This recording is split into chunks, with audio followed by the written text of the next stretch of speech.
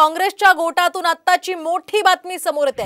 विधानसभेसाठी काँग्रेसची स्वबळाची तयारी सध्या दिसते, कारण काँग्रेसनं 288 विधानसभा निवडणुकीच्या जागा लढण्याची तयारी दर्शवली आहे। या संदर्भातलं महत्त्वाचं विधान पटोलेंनी केलंय। काँग्रेसकडून निवडणुकीची आता तयारी सुरू करण्यात आलेली आहे।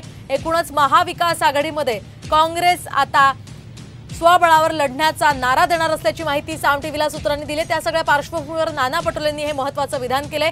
एकीकडे काँग्रेसचे प्रभारी रमेश चन्नीथला यांनी एकत्र लढण्याचं आवाहन केलं होतं, मात्र आता काँग्रेसनं महाराष्ट्रामध्ये स्वबळावर लढण्याची तयारी दर्शवली आहे।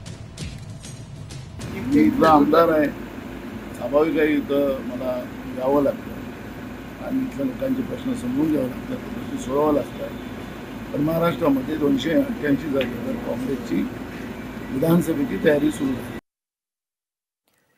आपण पाहतोय काँग्रेसनं आता 288 विधानसभा जागा लढण्याची तयारी दर्शवलेली आहे। त्या सगळ्या पार्श्वभूमीवर आता महाविकास आघाडीमध्ये काँग्रेस नाराज आहे का, अशीही एक चर्चा सुरू झालेली आहे आणि यावर आता उद्धव ठाकरे किंवा शरद पवार काय भूमिका स्पष्ट करतात ते पाहणं महत्त्वाचं असेल।